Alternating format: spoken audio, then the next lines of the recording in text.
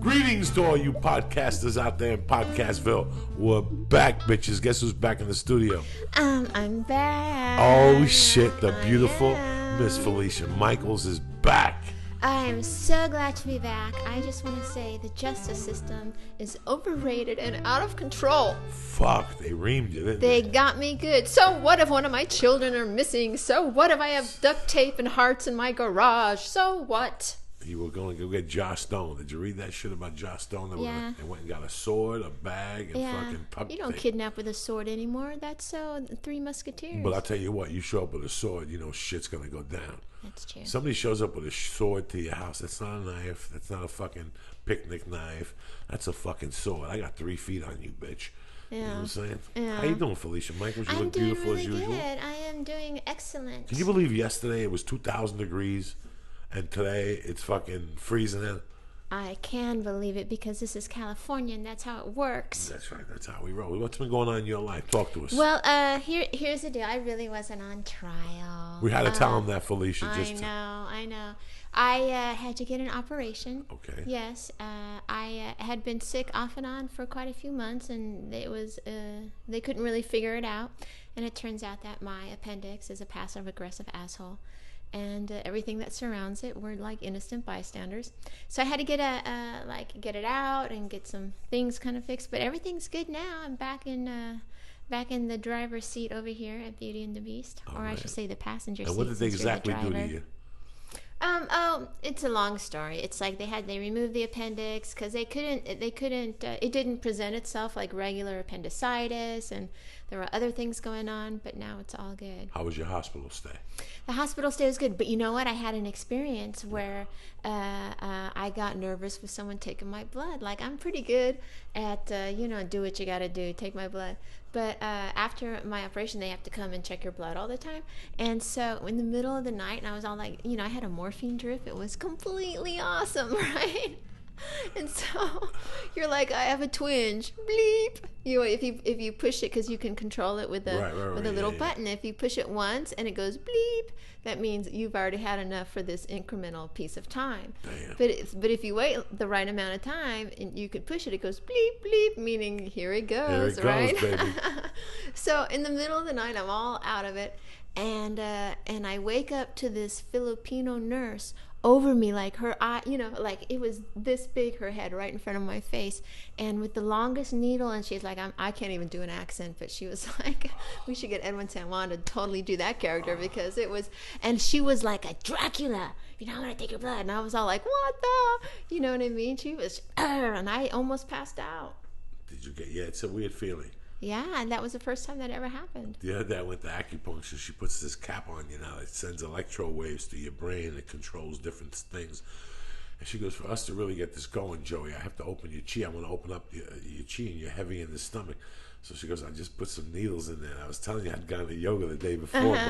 My abdominals were sore as hell. I didn't even know, I just feel sore, but you don't even think about it until they put a needle in your stomach. And as it was going in real slow, I could feel it, and I almost went during the first needle. Really? And I just keep talking to her, because I know her for so long. I can just talk to her about the cats or something. And while she's fucking sticking that needle in me, and I made 2 needles, so. How long are those needles? She said these were long but very fine. And I could feel them as they hit my abdominal wall. I didn't feel anything else, to be honest. So how many inches goes into you? It all depends what type of treatment and what needles she's using. There's some needles that are thicker. There's some needles that are thinner. Some needles need to go into muscle, She knows when you shoot me into muscle, that shit, that really hurts. A needle in a muscle, but a thin needle, you don't even really feel it. Yeah. But she's going away from the needles now. We used to do a lot more needle therapy. She's doing the little electromagnetic thing. And she still cuffs me to get the blood going, and that's it. Every week is something different. They either put magnesium in you, or they make you be a little bit happier, or, shit like that. Right. And when you always say they put cups on you, I know it's like they're putting the cups on you to what? Suck. It's like hickeys all over your body. Right. But what it does is it's very good for blood flow. Oh, okay. And I'll tell her when I need it. I'll go, you know what? I need some cups. And she'll put them on. She goes, you were right. they swell right up. Blood comes out of some of them. It's very interesting. Right. Well, every time you say it, she cups me. My first image that comes to mind is like her hand is on your balls. Right. No, and then I'm like, Felicia, really? And then I understand what you're saying. Even though cupping somebody very warmly with a nice curve in your hand would be very therapeutic. Would she ever cup your balls with a cup? No, I've just I like to. My nice doctor, warm hot cup. Dr. Amy is as sweet as you are. Right. And Dr. Amy's from the Lower East Side. She's Jewish. She's very cool. I have, you know how I am with you, Felicia, and I have tortured her over the years, because I just want to get a rise from her. So this time she's telling me about acupuncture and where she's doing. I'll go, Dr. Amy, can I ask you a question? What if I asked you to put a needle in my nutsack? What would it do? And she just freezes for 2 minutes and then she'll go, you're just toying with me. You know what I'm saying? Right. But I've asked her different things and she goes, there's guys that come in here and want more, they want to be more virile, whatever that word is, and stuff like that. And she goes, there's treatments that would kill you, because you don't like pain. But there's stuff for everything. Those Chinese, they covered the bases with everything. So. Do you find that you say to doctors or people in some kind of authority position weird things just to get a rise out of them? I like to break, when you go see a doctor, a psychiatrist, a lawyer, anybody, you always have like this tension in the air. I don't like that tension. Yeah, I have to get rid of that. I always say something inappropriate. Yeah, that's why I'm asking. You have to say something appropriate. So they relax, you relax, and they know where you're coming from. I got all my doctors on fucking prime time. Yeah. From the heart guy to the fucking sleep apnea guy to my regular guy to my acupuncturist to my dentist office. I got them all on prime time. Because if not, I won't feel comfortable. I have to feel comfortable. If not, I won't go. Yeah. I won't go. I'll go to another doctor that does make me feel comfortable, Yeah, I have to have a doctor that has a sense of humor. When this happened, I had to go see a surgeon. Right before this, I went into the hospital to get my operation. I went to this surgeon and we're sitting there, and they have to ask you all these questions, like, have you had anything up your butt? Is the question he asks, or around your anal, whatever, like all doctory, right? And I go, no, only my boyfriend's tongue, right? And there's this moment where the air shifts in the room, right? But thank God he laughed. But I have to do it because I have to. If you're going to do something to me, or you have, make me do something, I have to know that you fucking get it. You know what I mean? I think I told you this on the podcast earlier, that Waxler and I are really tight. We've become really tight. He really cares about my blood pressure. We have conversations all the time. But one time I went in there, and I don't know if you've been to Bob Hope. They're very small offices. And they laid me down on my back to take my blood pressure. And I was 400 pounds, And after the blood pressure, he goes, Joey, you really got to do something. He goes, come on, let's help you up. But when I went to get up, a little fart came out of my ass. Like a little, like one of those quick ones. They just go, and everybody looked at each other. And I made believe, like, it ain't no big deal. Like, I kept talking to them, and they were trying to go for the door, but I kind of blocked the door and kept asking them questions. So till this day, that girl still works there, and it's the same doctor. Right. So it's kind of fun. But no, I always tell everything to my doctors. I tell them the truth. And you have to break the monotony, Absolutely. I told you, Del Valle, when I was a kid, was my family doctor when we lived in New York, and he was a fucking cokehead and shit. When I was a kid, and I would get sick. When I was a kid, I had really bad tonsils. I always got sick because of my tonsils. And they would call him up, and he would come over. And as soon as I knew he was coming over, I'd start crying because I knew there was a needle. He'd come in, he'd go, let me just check you out. No needles. And then he'd put a couple things on my chest and listen to me breathe. He'd take my temperature. Then at the end of the fucking 20 minutes, he goes, Coquito, we got to give you a needle. And I go, no, it's going to hurt. And then he'd go, all right. I go, all right, I'll take the needle, but let me think about it. But he'd go out with my mother and my stepdad, whoever else would do, and he'd drink a beer and take 2 hits of a joint and do a bump. Then he'd come back in and go, you ready for the needle? And I go, no, let me think 2 more minutes. And he'd leave for 5-10 minutes, do 2 more bumps, a couple more beers. Then he'd come in and go, you ready for your needle? And by this time, he'd be fucking jawing. But I never put the jaw and the whole high together till I got older. Right. Because I always tell my mom, why does his jaw move from side to side? And she goes, he has a nervous condition. Then when my jaw started moving from side to side, I realized my doctor as a kid didn't have a nervous condition. He was a fucking cokehead. Oh, I wanted to say thank you to Danielle Stewart. Yes. who was Danielle excellent. Stewart was great. Yeah, Danielle I Stewart was still great. managed to edit the podcast together, and I misnamed like episode 43 and should have been episode 42, and people were on me like, Oh, please. I had a politely, guy on like, there, 42 "Excuse me, guy, 43. And Alicia." I'm like, what difference does it fucking It's make? 42. Just smoke a bone and relax, And, you cocksucker. And 42, there actually is an episode 42, but I just didn't feel like editing it, so it's the mystery episode. All right, fuck So it. that's No, why I'm Danielle standing Stewart on. did very well. She and, did a great job. And as the more I got to great know her, job. she warmed up and she really tapped into the Beauty and the Beast spirit. And she really laid it Absolutely. down, and I want to give her a huge thanks. She did Brea with us last week, and we had a great time. So Yeah. And last week's episode was pretty powerful. Like, Yes. When I edit us, I'm always surprised what we say because I don't Remember, you don't you don't remember until you remember, listen right? Because to I'm it, doing yeah. it a few days later, or whatever. But I was very captivated with you guys' conversation for quite a while. Like that was really cool to experience that. she's a And, dynamite lady for even coming up with yes. that. Yes. A lot of people don't even get to look at themselves from that angle, as honest as she was. And I tell you, it rattled me for the weekend. It really took Yeah. me home, and I looked at my life, and she knows where her addiction's at. Yeah. And a lot of people don't know. They pussyfoot to that, or as they say on Beauty and the Beast, we chuck and jive. Right. You can't chuck and jive with your life like that. It's something that. Right. And she got beat up enough, in life. Not beat up literally, but she got beat up enough in life, and she finally knows. I know what the result is. This is what I can't do. She's very smart, so I really found. I really got to love her. She's a great kid. Yeah, she man. is really an interesting girl for sure, and quite funny. If you get a chance to see Danielle Stewart perform in your city or town, you should go see her because she's really funny. I was telling you that last night I seen something that really fucking blew my doors. Last night it was just amazing. What? I was tired yesterday. I'd gotten acupuncture on Tuesday, and those nights I usually stay in because they tell you to drink a lot of water and stay in, relax. And I went out to do comedy to practice some shit. And yesterday was just one of those days where I did everything I had to do, but I knew in the back of my mind I was fucking beat. And last night I went shopping with my wife, and on the way home I'm like, man, I don't want to go to the Y, but I have to go because I knew I was going to yoga this morning, so I didn't want to lift. I wanted to do cardio. So last night, I'm fucking tired. I'm stoned. It's 7:30. I'm like, you know what? I'm going to go to the Y. And I go into the Y, and I go to the back area, the boxing area, which is always empty. And there's two ladies training with some dude, no biggie. And there's another lady stretching with some dude, their personal trainers. I look over to my punching bag because there's only one punching bag. They have other things to hit, other targets, but I wanted to work on the punching bag. It's 90 pounds.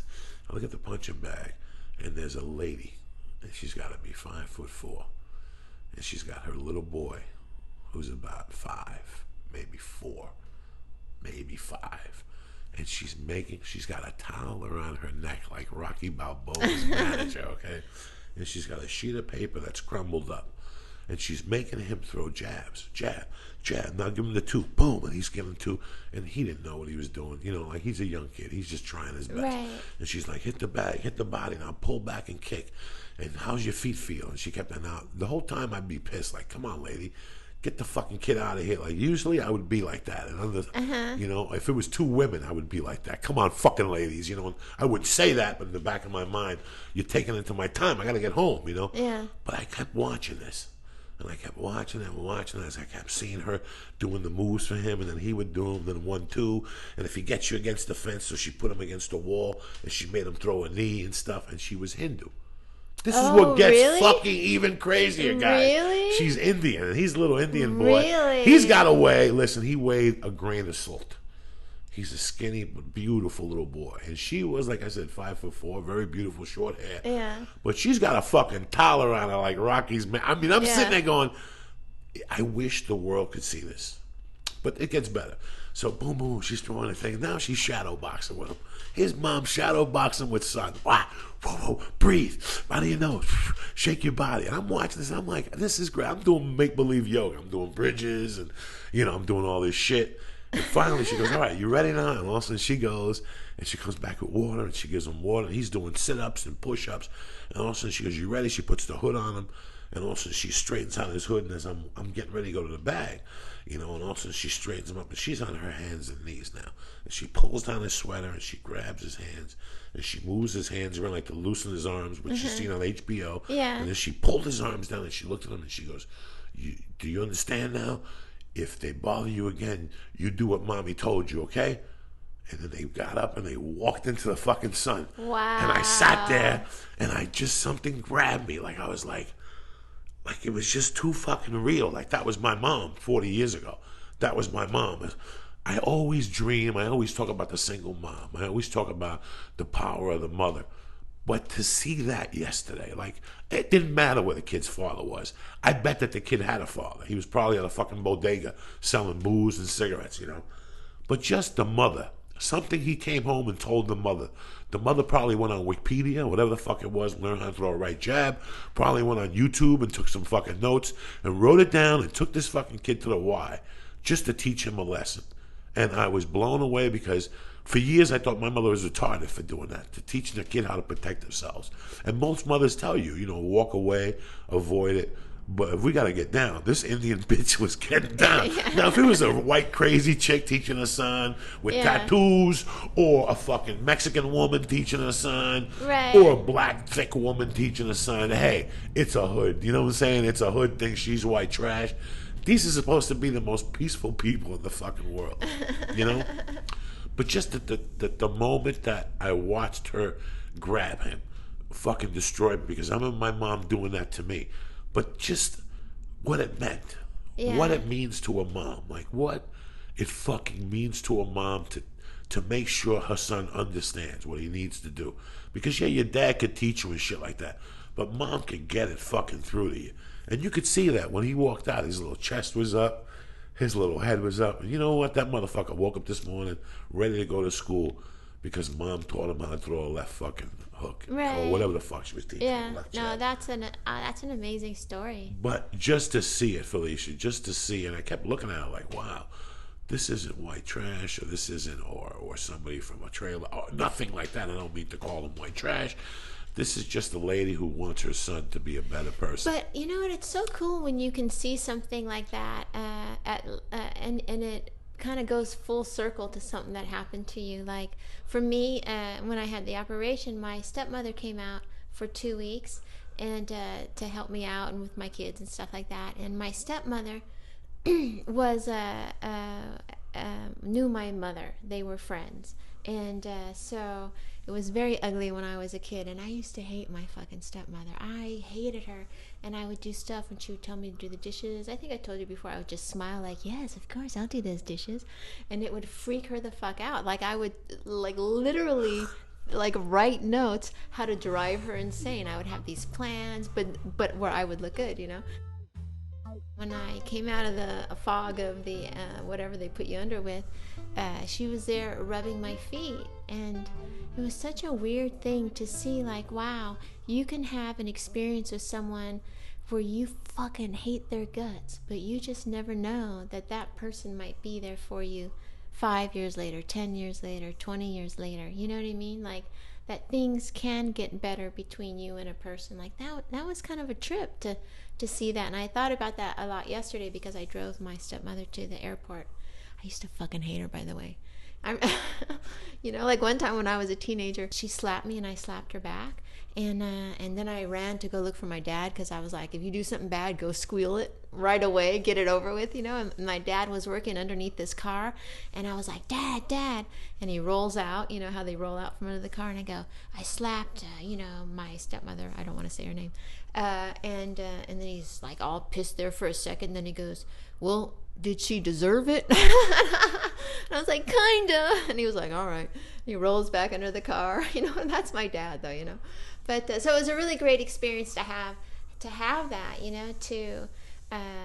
to come full circle, as lame as that sounds, with someone in your life, No, it's really weird when you not have problems with somebody, but you might have like a brother or a sister that growing up you had your little tensions or something, And it just takes one thing for you guys to click, and then it just goes back to where it was 30 years or ago. where it should be. And you look Yeah. at the fights you had and you laugh about it. You're like, this Yeah. is funny. That was a fucked up time. That time I stabbed you. Yeah, it was. I hit you in the head with a bottle. I had an audition this morning. It was just a weird audition, and I knew when I got it on Monday I wasn't going to go. And usually on the other things, I would just blow it off. And if the agent didn't get a call, he didn't get a call. And I don't blow off a lot of them, but every once in a while I don't like these weird auditions I get.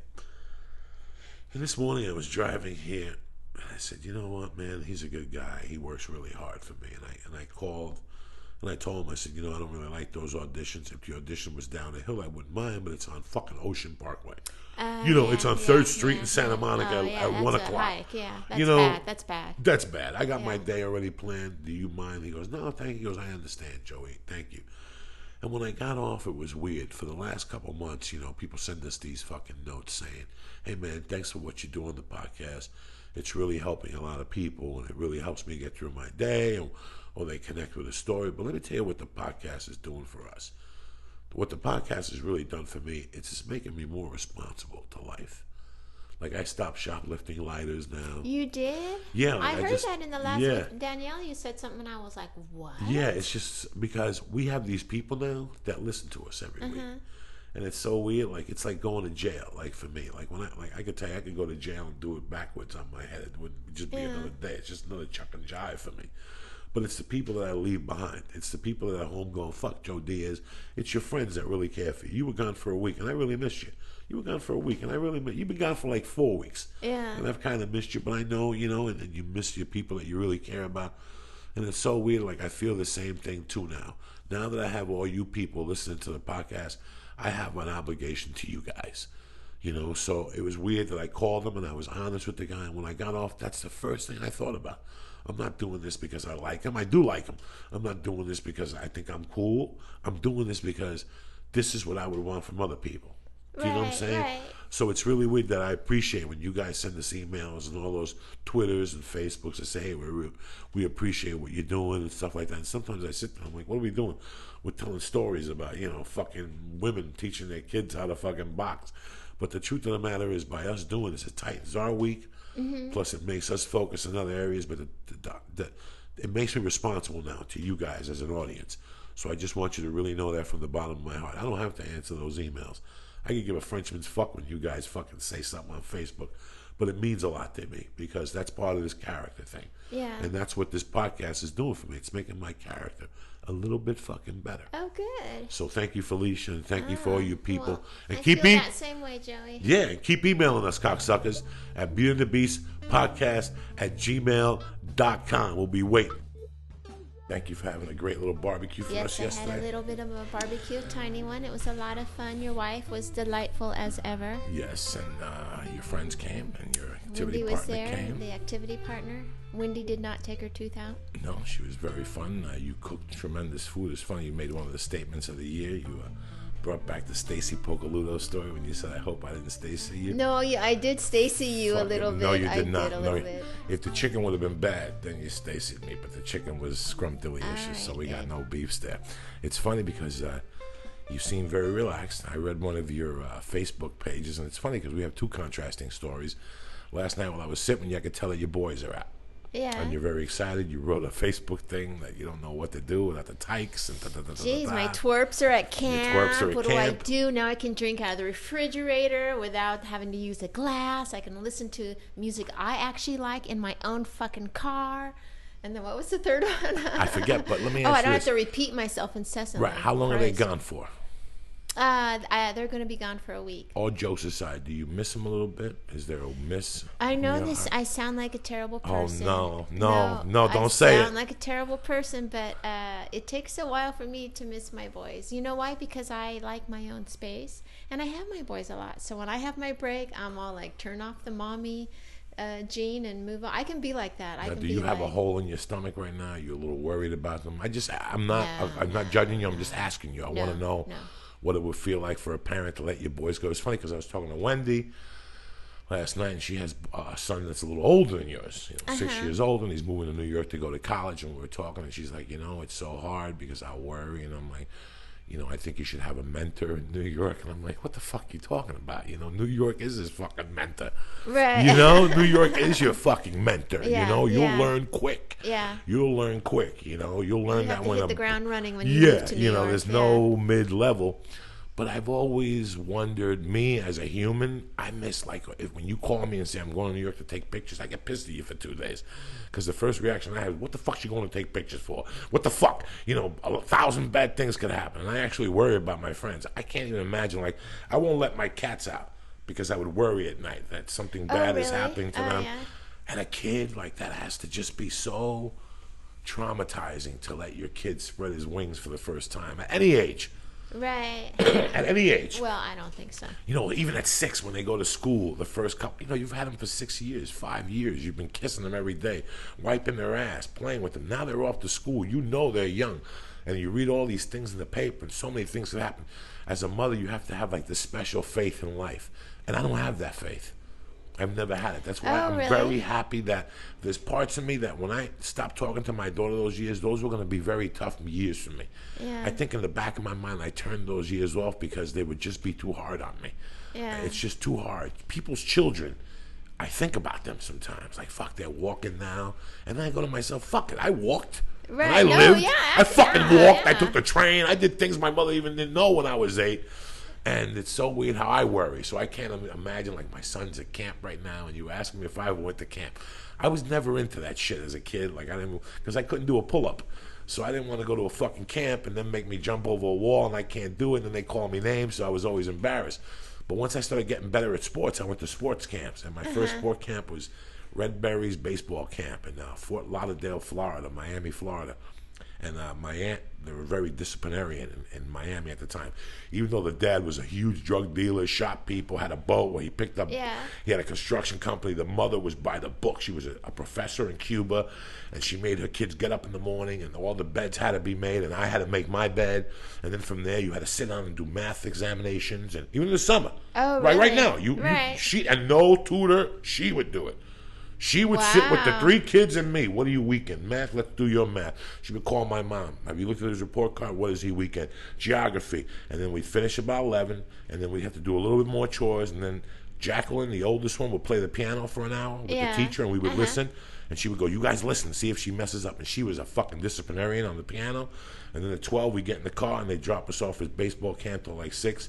And you learn fundamentals, you hit the ball. But I remember that they wouldn't give us water. Really? They would give you ice. Really? And here I am, like, again, I'm sitting there with ice like fucking Papillon. I always hated water when I was a kid because my mom had the bar, and I'd go there and drink these fucking Cokes and shit. I didn't really start drinking water for like 5 years ago. About 8 years ago, I started drinking water with Coke at night because I didn't want to drink booze. Right. So I figured if I did Coke and drank water, I was healthy, in the back of my mind. But it's so weird. Like, one thing I remember from that camp that I fucking hated was that they would scoop ice and put it in your hand. And you'd have to suck the ice out of your hand. It's 100 degrees out. Right. They know they didn't. You have 100 kids playing baseball. There ain't enough water in an ocean when it's 100 degrees out. So they just said, "Fuck it, everybody gets ice." So they would give you ice. And then, like 2 years later, I went to Boo's basketball camp with the kids from my hometown, and it was tremendous. We just destroyed this camp. We put fucking shampoo in the counselor's sneakers. Oh, we really? lit fires in the dorms. All of us together. But I never really went to camps like a Christian camp. I remember when I was a kid in the Bronx, I went to a camp and they made you do the President's Award thing where you have to do 10 push-ups, 10 sit-ups at the Y. And here I was with a bunch of black kids. And ever since that time, I couldn't do a pull-up. I was always embarrassed. They always give me like a half a patch. Remember you had a patch from the president? They would like cut a piece out, like a little cord, like you didn't do your pull-up, so we'll give you the patch. Oh, that is funny. So it was always in my mind. But it's got to be amazing as a parent to have a child and just to, at any age, even 4 or 5, when they need you the most, or just drop them off somewhere. Yeah. But then again, I'm not a full-time parent. There's parents like, really? Why don't you take my kid for a week and see if you don't want to fucking drop them off after that? You know what I'm saying? You're like, okay. I love my boys, and I love my boys. No, I know you love your boys. I was just like, and everyone we went to, I had to drop them off at the bus, and there's like all these other parents and kids, and they're all mulling about, and it's like, okay, and when is the bus leaving? I'm that mom, like, really? Seriously? They're not on the bus yet? Really? Come on. Clickety, click, click, click. And how are they as they get on the bus? Are they nervous? Are they Mommy. Well, We because don't. there's two of them, and my older one's very outgoing. Like, he's very outgoing. Like, the first day I dropped him off at preschool, and most moms went every day for a week. But I was there. We went in, and then within a minute, he was looking at me and you're here for what reason? So I was like, fuck it. No worries. I'm no glad problem. I'm leading with he this was one. very independent at that Yeah, age. he's very independent. So my little one isn't as much, but He follows the lead of the old he follows the lead and then plays quiet and listens to everyone and kind of figures out the landscape, and then he wreaks havoc. Then he's the biggest asshole on the planet. But I kind of like that about him, So That's there you amazing. I go. just thought that you'd be a little bit more worried. Oh my God, they have a water slide. They might jump off. But last year my oldest went to camp, and he went to the Griffith Boys Park camp, which is a city camp. So it's kids from all walks of life. And that was what appealed to me. It wasn't a fancy camp; it's a city-run camp. But that that my kids around everyone, Everybody. yeah, just Inner to, city kids, yeah, or gangsters, black kids, Puerto Ricans, Yeah, Cubans, yeah. whites, Armenians, everyone, the whole rainbow, yeah. gay kids, just so you could get the whole everyone. patois. Yeah, because it's like, I'm lucky that my kids get to go to private school. I'm very lucky that way. But on the other hand, I'm not going to send you to some fancy fucking camp. Some camps are really expensive. No shit. It's like, are you Yeah. kidding me? This is like Club Med. They I don't drink get like to go to chicken Club cutlets Med. and vegetarian vegetables. And you're like, no, I want them eating yeah. salami sandwiches out of a fucking bag Yeah. with dirt on it. You know what I'm I saying? know. I want them to drink the city-run orange juice system, that are old oranges I from know. Nicaragua Can after we the put earthquake. Would you like to Yeah. put a credit card down at the camp store for your child with a limit or no limit? Like, fuck, no, I would not. He's got $20. It's got to last you all fucking week. You know what I'm saying? It's Pretzel, and that's crazy. true. Yeah, no. Yeah. Applause to you for doing that. Applause, just so he sees. He hears other kids going, I don't have an Xbox. Yeah, exactly. You know? But when he did go to that one last year, he did fall down and crack his head open. So I had to go get him in the middle of it. And And how was he after that? Was he still like, this is your fault? Fuck no. I just no, want- he went. I took him right back. He wanted to go right back. Oh, yeah, you're a soldier, yeah. Felicia. But this camp is a little nicer because my little one's going, so it'll be fine. I don't. They're in good hands. If No, it was unsupervised, or believe me, if my oldest one was going to New York City, I'd be shitting my drawers right now. Even if he was 18? Oh yeah, because he's Mr. Adventurous. Really? What would Joey, you think he please. would do? I'm just curious. I What do you think think he would do? He would have to put his hands on everything in New York City because he's that guy. Got to touch everything, and he just has to look in every door and just down every street. And Do you think he would go to like all 5 boroughs and walk around every day? Like, just I think he'd be pretty interested in seeing what everything. Yeah, absolutely. to know his surroundings and shit. Yeah, I'm sure. That's amazing. He would worry. I My little one, I wouldn't. I wouldn't worry so much because he just steps back and watches for a long time. So before he makes a step, But my oldest one is got ants in his I pants just and sit he needs here to and I'm like, dance. I think of your kids or my daughter or somebody walking around New York City at 18, and it scares me, but I get applauded at the same time. Like, I understand. And whenever I get like this about, like, I have that anxiety about kids, I go, whoa. What the fuck was I doing at 12? And nobody ever did nothing to me, but I was one of the lucky ones. I was one of the Right. very No, lucky yeah, ones, absolutely. and I knew that. Yeah. I've said that 1,000 times. Nobody, none of my teachers ever molested me. Nobody even went for it. It wasn't that type of society. I think it was more against it. Now you read about all these teachers. Every other fucking day I hear about a counselor, a teacher molesting. That wasn't even in our thing, or we weren't aware of Right. it. Or we weren't aware of it. I never Yeah. heard a kid say to me, hey, and I had my suspicions about a couple teachers as I got older, but no. Till today I've asked around, hey, did that teacher ever? No, he was a fucking soldier. My typing teacher was a terrible pervert. He used to stand in front of the class and be 30 girls on typewriters. This is how old I am.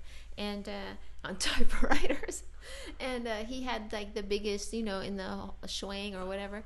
And he wouldn't wear underwear. And he would stand and we'd be like typing, the rain in Spain lies mainly on the plains, looking at his big old boner in his pants. And then a couple months later, I was in the gym and some of my girlfriends were there and I was horsing around, being funny. And I had my tennis racket in my hand, and I stick my tennis racket like between my legs, like the big old shaft coming out, and I'm like, "Look, it's Mr. So-and-so, ha ha ha!" And they were all mortified, and I turned around, and there he was, and I was all like, "Oh shit!" What did he say to you? Nothing. He just stormed off. But I was all the F for typing. I got an F for typing for sure that day. I didn't have a typing class. I had this teacher's name was Mr. Zink, and I would wipe a snot on him every day, like every couple days, because he wouldn't change his jacket, the fucking dress jacket, like the one on top of the the shirt. He wouldn't change it, and I would go up to him and say, "Mr. Zink, what's that?" And I put a snot on his thing, and they were freeze dried. He had like 20 of them on the stand. Everybody knew it was me who had put the snots on his fucking jacket. You know, I went to this place when I got to high school. The teachers were, it was a great spot. They were very liberal and stuff, and like I've always talked about on the podcast, I didn't call him for Father's Day. This guy, Fred Terranova, was very funny. He taught geography, but we had all these teachers, and there was, and I knew a teacher that was fucking students in high school. I knew who she was. I had heard the stories. I wasn't her type, so she never fucked me. She was a woman that was fucking wrestlers. She taught gym, but she was teaching. Fucking wrestlers? Yeah, she was fucking wrestlers. But there was a you have to admire the balls of that, though. no, I loved it. It's wrong. It's wrong. It's wrong. And there was a teacher that was a lesbian that really liked me. She was my homeroom teacher for a while, and I really got along with her. And I always had holes in my pants. That's why before you looked down, I thought, these are the jeans that have a hole. I always had, and they start with a little hole, and it's cute, you know, and it opens, and I don't wear underwear, and then I just take my ball out sometimes and let it out. You know, I've done it for years. Witnessed that quite a But few it times. happened, it started then. We were doing my gymnastics class in gym, and I had sweats with no underwear on. I put one leg on one high bar, and I put the other leg on the other arm, and her name was Miss Bernhardt, and she was a lesbian. I go, "Hey, Miss Bernhardt, take a look at this." And I just went, "This is my balls drop." And she just laughed her ass off. She didn't write me up. In those days, teachers, they knew I'm going to write them up, and what? Yeah. And what am I going to accomplish? I'm going to have 80 people up my ass for writing them up. I was telling you outside that there's a thing SAG has up here at the Art Center, and they have viewings. And then they had The Killing one week, and then that Wednesday they had Louis C.K. show. And they premiered the Louis C.K. show, and they had a panel, and you were allowed to ask Louis questions after the show. No, I was doing Brea. Oh, okay. But I told Ari about it. I go, "Ari, I don't have the pass." But I go, "You're SAG. Just go up there and see what they say to you." Yeah. So Ari went up there, got high, went in. He goes, "It was great. Afterward, they give you food. They have an open bar. You got to see." And the night me and Terry went, they had all that stuff, but we left. It was Monday night. It was 9:30. I was tired. They have like little finger food and stuff. Right. They said that afterward, Louis C.K. came out, and he was talking to Louis on a one-on-one basis because he knows him from the store.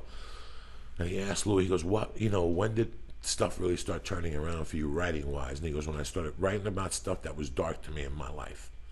And when it comes to you and I, it's our family, it's dark, for you and I. For some people, it could be, but it's so weird that I never wrote this stuff or thought of this stuff because I always thought it was bad. And when I got to grammar school, in North Bergen, there was a couple teachers that were loose with their hands, but like I told you, that shit wouldn't fly. Like there was one situation where there was one teacher, Earl Kingwell, that hit this kid, Martin Perez, and at 3 o'clock, his father came to the school, knocked on the door, and he walked in. I told you, he goes, "I'm going to do to you what you did to my son," and beat the fuck out of him in front of the class. That won't happen no more today. Yeah. Then another time he did something else, and he got a warning, and that was it. So that was why at my school, it didn't fly. I seen Louis Zaldivar take this fucking principal one time and throw him against the wall. The kids where I went to school were pretty, and they had a pilot program at the time.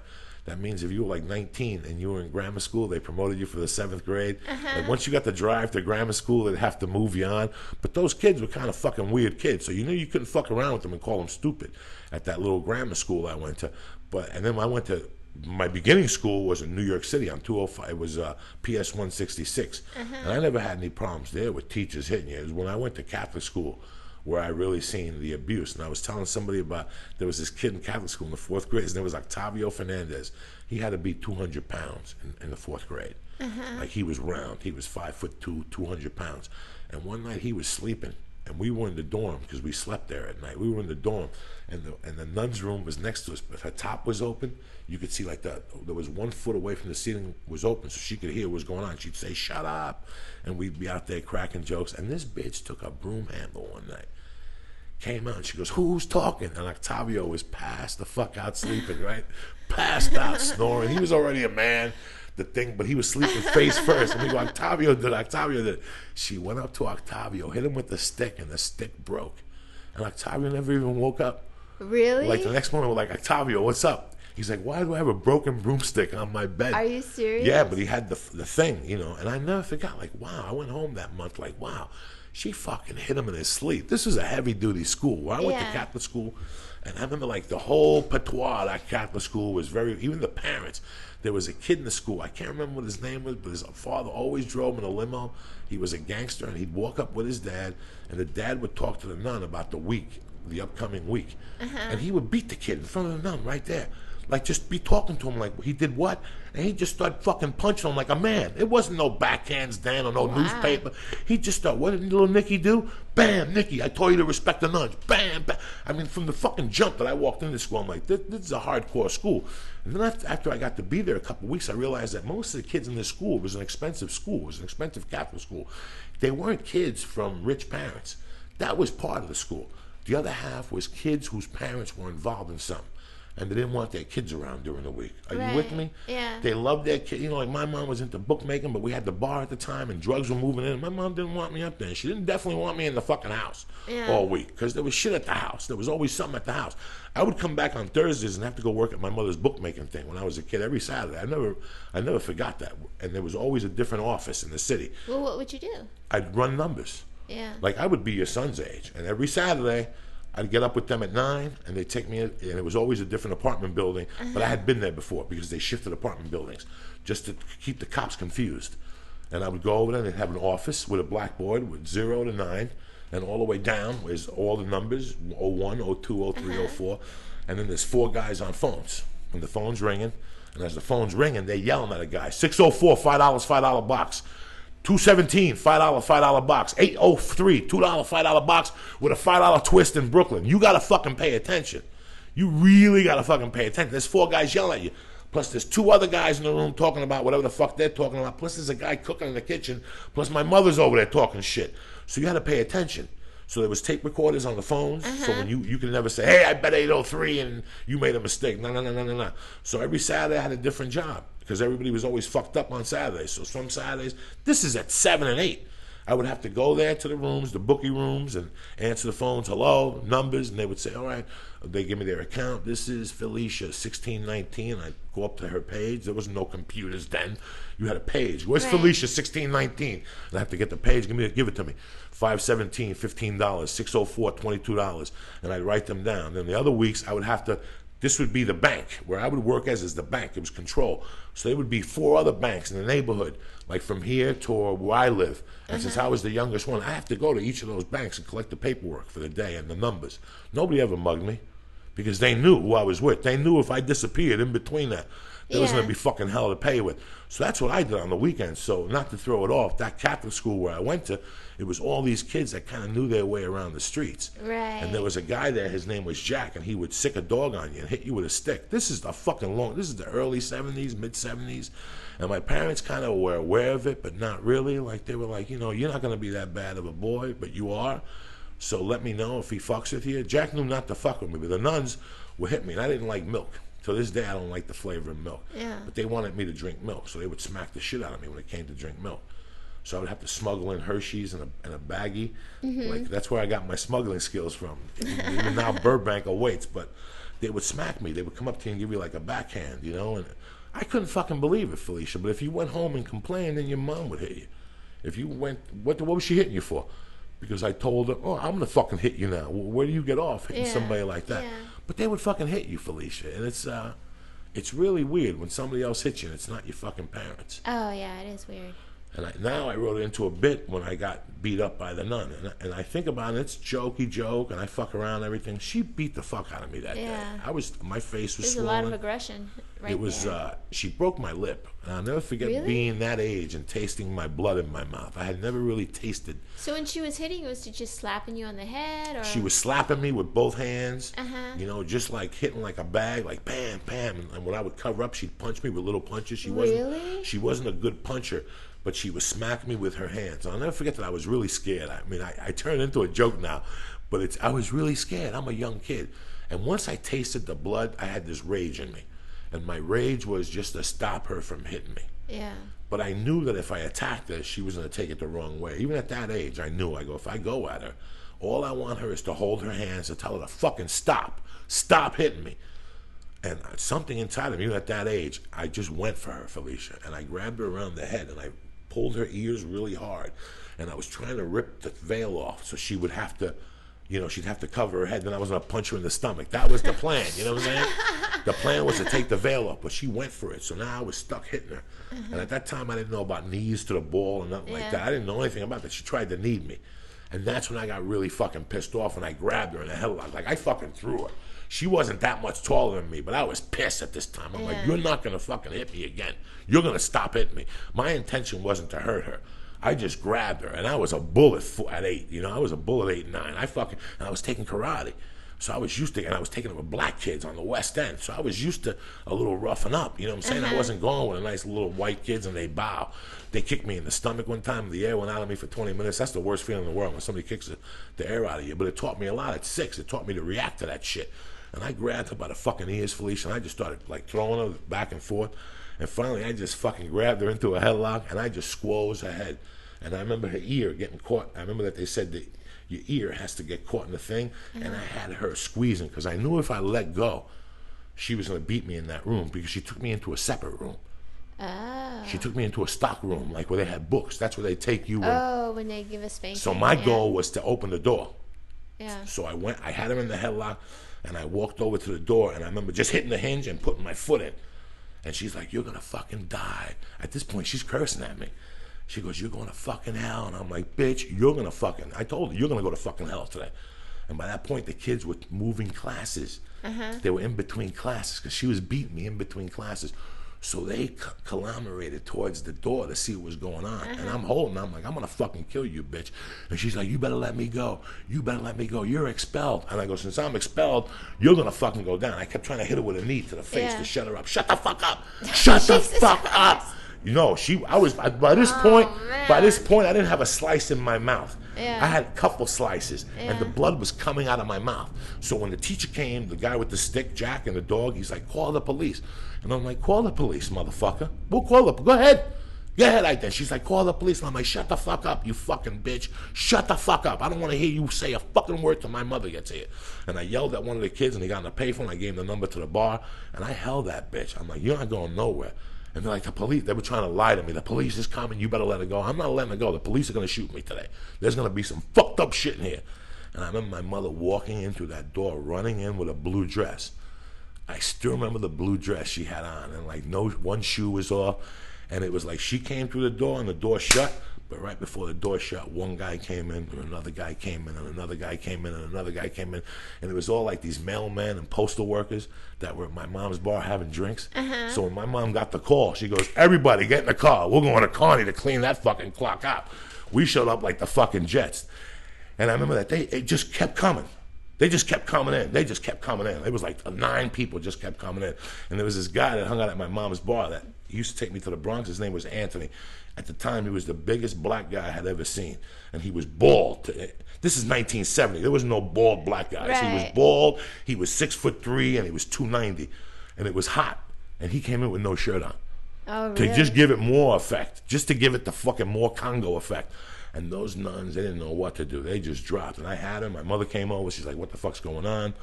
And I said, she fucking, look at the blood. And then my mom goes, no, this ain't good. And then my mom was going to start whipping at her. And her friends got in between. My mom put her purse down, took her jewelry off. You ain't hitting my son. My mom started yelling at her in Spanish and English. You want to hit my son? You got to fucking take that suit off, go get fucked in the ass, carry something for 9 months, and then you can hit my son when you know what a mother is. Don't you ever hit my fucking son, you fucking motherfucking bitch. They're covering their ears. The priests are trying to calm her down. They're throwing holy water at her. And then she's saying, expel him. They're like, gonna expel me. And my mother's like, you really want to do that? You really want to expel him? Well, they give me my money back today, and I'm going to come back with my attorney tomorrow. And we're going to sue you motherfuckers. We're going to turn this into a bar. Fuck you cocksuckers. And you Turn it into a bar. And this is going on in front of all the kids in the school. Right. So Jack was there. I remember Jack was there with the stick, you know. And he was trying to say something. One of my mother's friends says, this has nothing to do with you. You know, you hit kids with a stick. Who the fuck do you think you are, you motherfucker? Then he started taking off his jewelry. Right. I mean, this went on for 20 minutes in the hallways of the school. And then they sat down. They said, all right, we'll let him stay in school. My mother's like, listen, let me tell you motherfuckers something. You got to hit my kid, you call me. Don't you ever let a cent on my fucking kid again. I'll beat the fuck out of all you nuns. And from that time on, those last 3 months, there was nothing said to me. But I did something that day, because you're looking at me like it's a bad story and whatever I did. And No, it's I'm kind not of looking bad, at you but like I that. tell you what I did that day. Nobody deserves to hit your kid. I don't care what you pay them. Nobody has the control to touch your kid. You know what I'm saying? And I didn't know that. I thought it was okay. Yeah. In the neighborhood I came from, kids would go, "Hey, you got in trouble." Like if I got in trouble with your kid as a kid, Yeah. you would kick me in the ass and kick your kid too. Yeah. And that was fun. Then you get on the phone and go, "Denora, he was over here. They stole firecrackers, Right. and I kicked them both in the fucking ass." And Yeah. your mom was, "Well, he's walking in right now. I'm gonna bust his fucking head too." You know. Yeah, yeah. But what I did with that time was, they were disciplinarians, but I think were going over the line of discipline. And it happened with me. That didn't happen another time. And that guy Jack, those guys, Jack was a big figure to us. He was a very scary figure to us. But my mother's friend embarrassing Jack that day, and Jack was at no words. He was like, I can't even. My mother's friend is, "I'll come back here without her and knock the fuck out of you on a So Saturday." Jack used to hit you guys with sticks in the With neighborhood? a stick? No, Uh-huh. at this Catholic school. He was a real disciplinarian. This school had no brothers and no priests. They had a couple priests. Really? So Jack was a regular civilian that was an orphan that had grown up in the orphanage, and then it became a school, and he stayed there. So, you know what I'm saying? He was a That's little even fucking creepier, demented. That's yeah. even creepier. So he would hit you, and he was such a big thing to us. You know, he would comb his hair back. He wasn't a good-looking guy, but he was very arrogant. He would smoke on the lot, and his job was to walk back and forth with his dog. But what I did, that whole situation, I mean, I'm not happy about it. But I know this makes me feel worse than the hooker. It's no big pride to me, but what I did was it really lifted eyebrows. And the school was 3 more months or something like that, but then they ran a summer school section of it, and I guess Leslie's father, the mobster kid I told you, beat the fuck out of Jack one day, and that was the end, because he had seen it. Like Jack went home, I guess he went home and told his dad, and I guess on a Sunday the guy got out of the limo and went right to Jack. I said, "Come here for a second. You got dogs? Bite." Bam, bam, and just started dragging him by his fucking t-shirt on the thing, dragging him in front of the kids. Really? He kicked him in the mouth and shit, so that was the end of Jack. Yeah. So after that, the school didn't hit no more. So that's what I really did. And there's a kid who won the John Lovitz Comedy Club contest, how to be the funniest guy at John Lovitz. You won a prize, $500, you got to open up for John Lovitz. He was a New York City kid. And one night I walked into the Improv, and he comes over to me, he's like, "Hey, bro," he's Puerto Rican. He goes, "Hey, bro, what's up?" And I shook his hand, and he goes, "You know, you're from Jersey?" I go, "Yeah." He goes, "I went to Catholic school in Jersey." And I go, "Sacred Heart School for Boys." And he looked at me and goes, "How'd you know?" I go, "Because that's where I went. That's where all the these kids went. If your parents were fucking edgy, you go to Sacred Heart School for Boys." And he goes, and I told him, he goes, "When did you go?" And I go, "You know, I don't remember the years, but I was the one that hit the fucking nun back." And he goes, "They were talking about you when I was there." They were talking about you because they weren't allowed to hit us no more. Yeah. But nobody laid a law. It was just because of that situation that day. And then the Leslie Ribeiro situation pushed them over the edge. Joey, Sexy motherfucker. will you tell us about what you did this weekend? Yes, I will. For starters, let me just give a shout out to our sponsors. The Absolutely. beautiful skinindustries.com, industry leader in athletic apparel. Absolutely. Go to skinindustries.com, get your Beauty and the Beast limited edition shirts, which I think they're out, only a couple sizes left. And adamandeve.com for all your Yes. sexual pleasures. Do that for us if you need some. And that's basically it. Or if you want to email it. Email us too if you have any questions, any problems, anything that you're stuck with in your life that maybe you want a third opinion on or something. Email us at Beauty and the Beast Absolutely. Podcast at gmail.com. Beauty and the Beast Podcast at gmail.com. You can also email us through our website, beautyandthebeast.com, and such things. You can get, obviously, people email us and they're like, "How do I get your podcast?" And I'm like, "How do you even know about us if you don't already get the podcast?" People here and they want to know, they go to the web page and turn it down. You can either go to the web page, and which will lead you to iTunes, or to the actual RSS feed. I was talking with Felicia outside. We were going to wrap it up, but I just wanted to let you guys know what was going on. You know, we're both stand-up comics. And it's great being a stand-up comic because good things and bad things happen, and it's always great because you got something to talk about no matter what happens, you know. Right. But this last Saturday, something really special happened. I mean, I was very lucky to be a part of it. Gabriel Iglesias picked up the show from Comedy Central, and they wanted really him to host a premium blend. And he said, "No, I don't want to do a premium blend. Anybody could do that. I want to do something that's a little bit more meaningful. I want to introduce different comics, older comics that are out there, a couple veterans." And he got Ozo Motley as the house band, And for starters, they made him a video, Comedy Revolution, a song. They wrote a fluffy song. It's fluffy. Da, da, da, da, da, da, da. Awesome. It's fluffy. It's fun. I mean, you just sit Yeah. there and you're like, wow. And I knew this kid when he was 18. Yeah. You know, we went to Tucson. We did all these little things together. He was such a great kid. And he had videos to show. So it's stand up. It's like 3 stand ups a show, 4 minutes apiece, 5 minutes apiece. A video from a week or something, and this band. You know, and it's kind of neat. And I got a call about 6 months ago that he was doing it, and he was going to let me do it, and he was going to let me do whatever the fuck I wanted to do. And en route to it, about a week before it happened, I was thinking about something. I was thinking that was the 28th anniversary, the first time I ever got on stage. Was June 18th, was his last Saturday. Was last Saturday? It had taken me. I went to Wow. prison, and I wrote the blog because I wanted. People always ask me, "How'd you get to stand up?" You know, and I always say, "Well, I went to prison," and that's not the true story. That's how I got turned on to it. But one day I watched Punchline.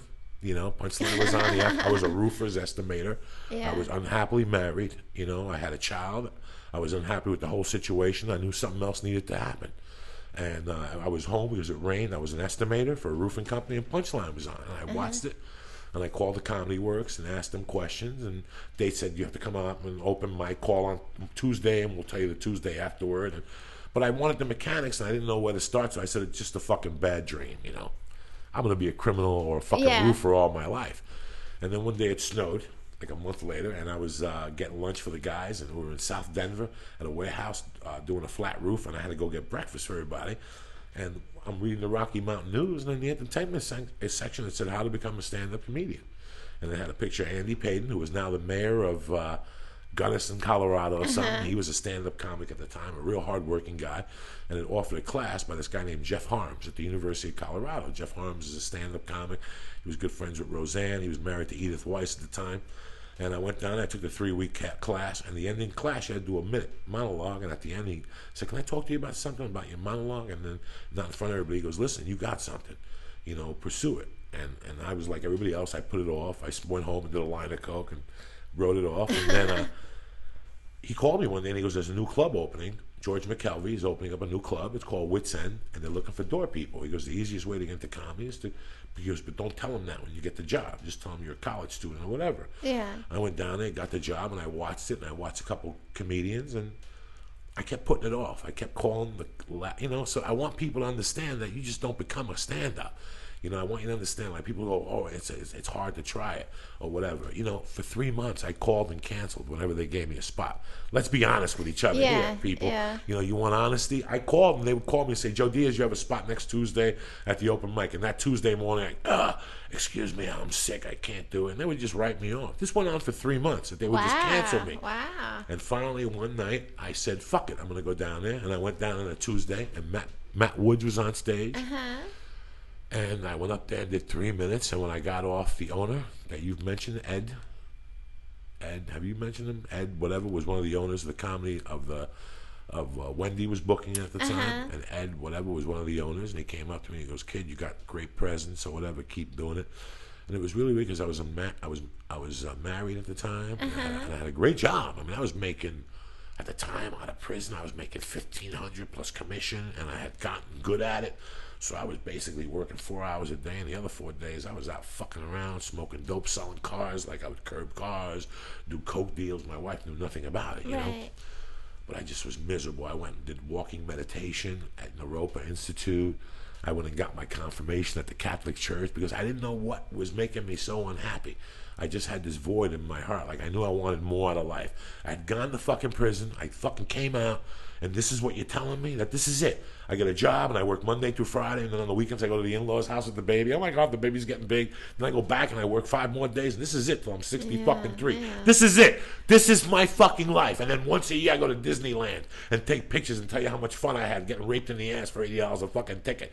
This is the rest of my life. I knew there was something more, and it was eating me fucking alive. And I'll never forget that my ex-wife went with me down there. And at that time, we were done, but we just needed one more thing to break us up. And I'll never forget her face when I walked off the stage, because that was the gap that was missing in my life. I had finally found what I was looking for. At that time, people, I had laid bricks. I was a bartender. I was a drug dealer. I had rolled people. I did electrical work. I mean, name it. You know, I built And scaffolds. she knew when she saw you that first That time. night, when I walked off stage, I could tell by the look of her stage it was over. And it was over 2 months after that. It was just, we just went. She just knew it was.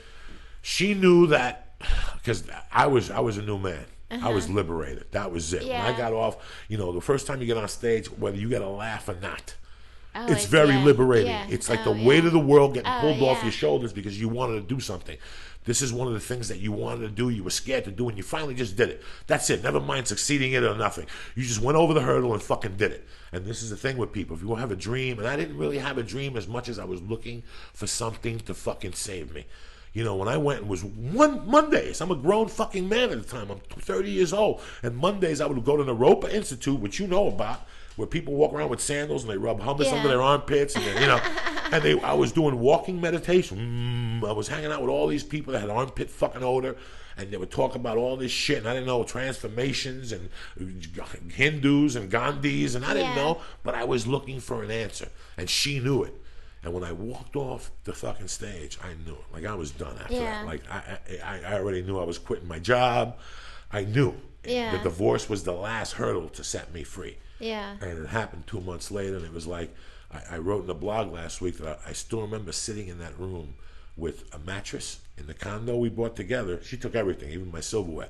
I had a VCR, a television, and I had a mattress and no sheets upstairs. And I had to order Chinese food, and I would have to have them bring me silverware because she took everything. And I remember sitting there saying to myself, did I make a bad gamble? You know, because people always gamble in life. The best gamble you can make is on yourself and on a commitment decision. And I remember that once I got divorced, I lost everything.